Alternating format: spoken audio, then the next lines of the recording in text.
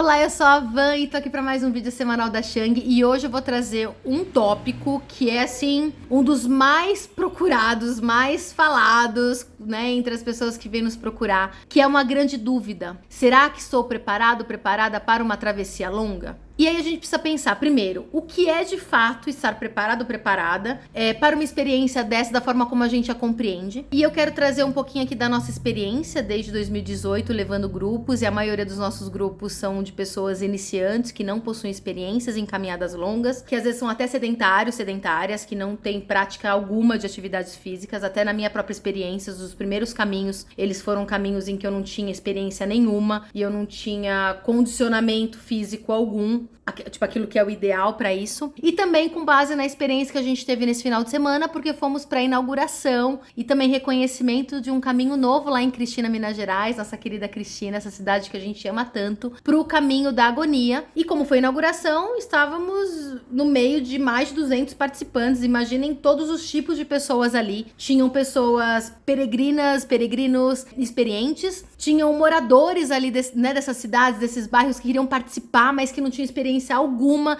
nem equipamento, nada, e tinham as pessoas ali que estavam muito, enfim, nesse caráter mais esportivo, tinham os atletas que estavam ali nesse exercício de superação. E aí eu quero trazer aqui algumas percepções e reflexões sobre o como essa mesma experiência atravessou de formas diferentes esses corpos e corpas que estavam ali. Então é isso que eu vou tentar fazer por aqui. E assim, antes de qualquer coisa, eu quero trazer aqui um ponto, fazer um alinhamento com vocês, porque eu não tenho a pretensão alguma de dizer o que é certo e errado, qual é o modelo de pessoa adequada para fazer uma caminhada e não. É só para trazer o como que cada um de nós se coloca no caminho, para dizer que o caminho é para todos, todas e todes que tenham essa disponibilidade e essa abertura e que vão ser tocados de alguma forma, mas que vão ser tocados, vão sair provavelmente diferentes do que como entraram, porque é uma experiência muito visceral, muito intensa, e isso sendo de uma forma traumática ou de uma forma,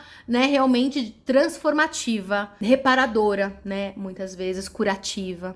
Então aqui a ideia é essa, é dizer que o caminho é para todos, todas e todes, e não para um grupo específico de pessoas. Dito isso, alinhado tudo isso certinho, eu quero trazer aqui um outro ponto, que inclusive eu vou pegar aqui referência nesse livro, Caminhar, uma filosofia, do Frédéric Croze. Eu nunca sei falar esse nome, porque é um nome francês. Eu até pedi para um amigo francês, né, o esposo da minha amiga, para me falar. Ele já tentou, mas eu sou péssima com francês, não consigo fazer o biquinho.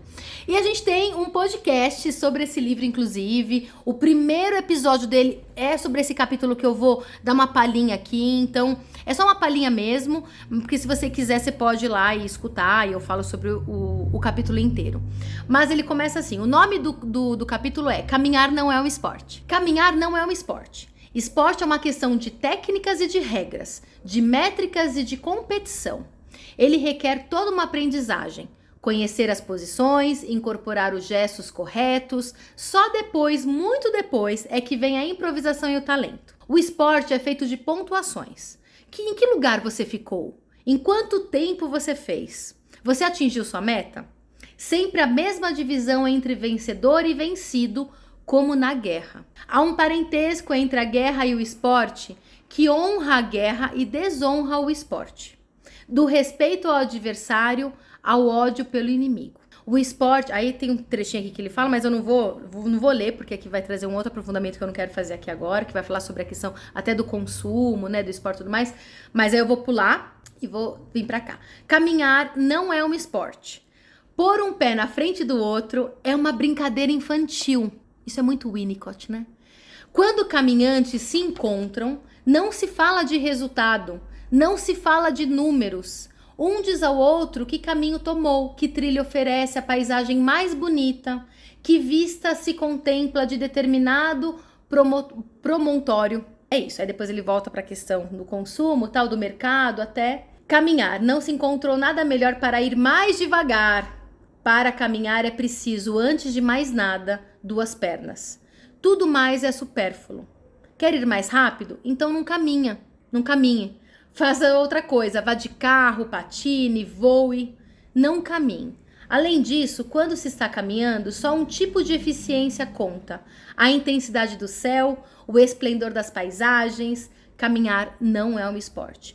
Mas, uma vez de pé, o homem não sabe ficar parado. Pulei alguns trechos do capítulo, mas o ponto mais importante eu acho que eu trouxe aqui. Então, assim, o que tudo isso significa, né?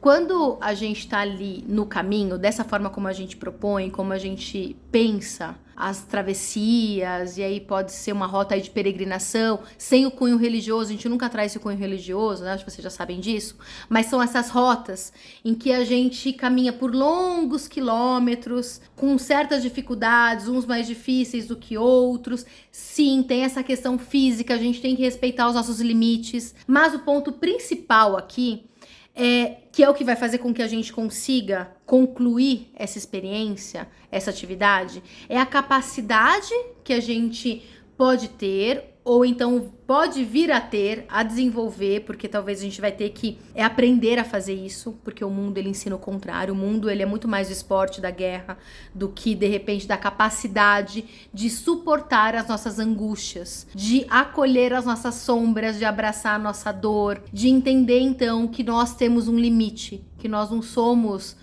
super poderosos, que a gente não é o discurso do eu quero, eu consigo. É entender que sim, nós temos limites e que a gente precisa dançar com eles e não negá-los. Porque o esporte muitas vezes ele tem esse processo de superação para negar as nossas sombras, para negar os nossos limites e então ir num processo total de violência. Então a gente precisa entender que a forma como a gente se disponibiliza ali no caminho tem muito a ver com a forma como a gente compreende a nossa vida, com o como que a gente é capaz, o como que a gente consegue de fato ali suportar as dores e as angústias do vazio e do silêncio. E isso é muito potente, isso é muito visceral. A gente vai no corpo, ali no caminho, pra transcendê-lo, pra entender que na verdade não é o corpo que faz a gente caminhar, é a brincadeira, é a disponibilidade, é o lúdico, é o você conseguir permanecer naquele lugar e tirar alguma coisa bonita disso e se transformar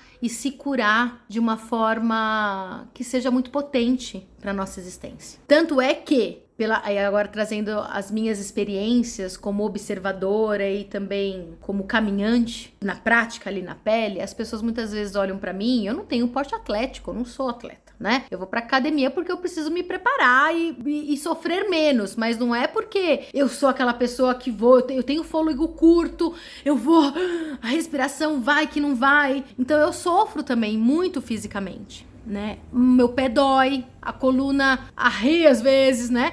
Mas eu acho que tem uma questão do quanto que as pessoas às vezes olham, né? E eu senti muito isso lá no caminho, né? Que eu conversei alguns momentos lá com esses esportistas e pensando assim, né? Nossa, como que essa menina aqui ainda leva grupo, é gordinha, né? Tá tomando aqui uma cerveja no meio do caminho, não liga muito pra essas coisas, né? E eu consegui concluir, sendo que, de repente, essas pessoas nem sempre elas conseguiram, ou então elas trazem muito essa percepção de que isso aqui é muito difícil, né? Eu preciso ter uma força sobrenatural, né? E não é não é nenhuma força sobrenatural que faz a gente concluir o caminho. É o contato com a nossa humanidade frágil, limitante, cheia de sombras. Então, pela experiência que eu tenho, as pessoas que mais conseguem caminhar e chegar lá são aquelas que se disponibilizam, que se abrem para esse processo de transformação e para acolher as suas sombras e que não estão fugindo delas. Então é um caminho para todos, todas e todes, independente dos corpos que essas pessoas ocupem, desse formato. E aí, voltando um pouco, acho, para a experiência ali, levando grupos, quantas e quantas vezes as pessoas estavam ali e pensaram, eu não vou conseguir, e aí tinha um comparativo muitas vezes com as pessoas ali do lado, e assim, para de comparar, olha pra você, tá tudo bem, vamos no teu ritmo, passinho por passinho, e a gente ali junto, de mão dadas. Então, é um processo de suportar, sabe, isso tudo. Eu diria mais isso do que passar, do que chegar rápido, do que superar. Não é superar. Caminhar significa suportar, significa estar presente, sabe? Por isso que a gente precisa do brincar, porque senão não fica muito duro, senão fica muito pesado, senão vai ser traumático. Então, se você tiver na dúvida se eu tô preparada pra fazer uma travessia longa, a resposta, ela não tá no teu físico, né? Apesar de que você tem que tomar, né, algumas precauções. Se você tiver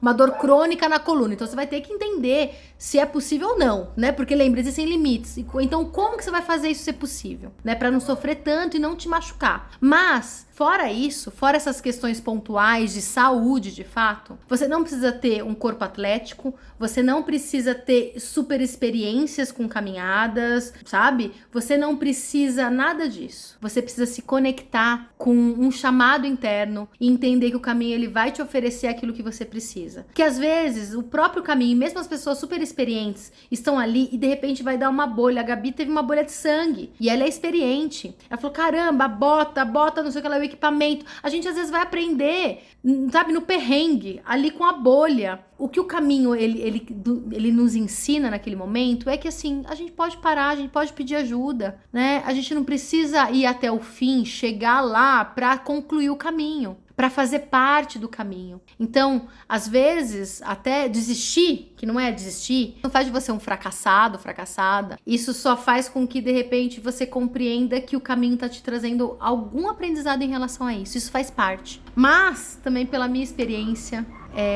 geralmente as pessoas que estão ali caminhando com a gente raramente desistem, sabe, no meio desse caminho. Não que seja uma questão de desistir, mas elas vão porque tem esse exercício da superação. Então, enfim, acho que agora já tô indo nos devaneios. Então a questão é, você pode sim estar preparada para fazer essas experiências, você não precisa estar forte fisicamente, a gente pensa muito nisso, né? Tem que ter um corpo forte, tem que ter um corpo minimamente saudável, né? E saudável não significa você ser ali super forte, significa você ser musculoso, musculosa, nada disso. Significa você ter um corpo capaz de suportar a tua humanidade, a tua dissidência como um ser único, como um ser existente nesse mundo. Pra então ser um corpo às vezes de resistência, né? É isso no final das contas. Não sei se falei demais, se viajei. Comenta aqui o que você achou e um beijo e até a próxima.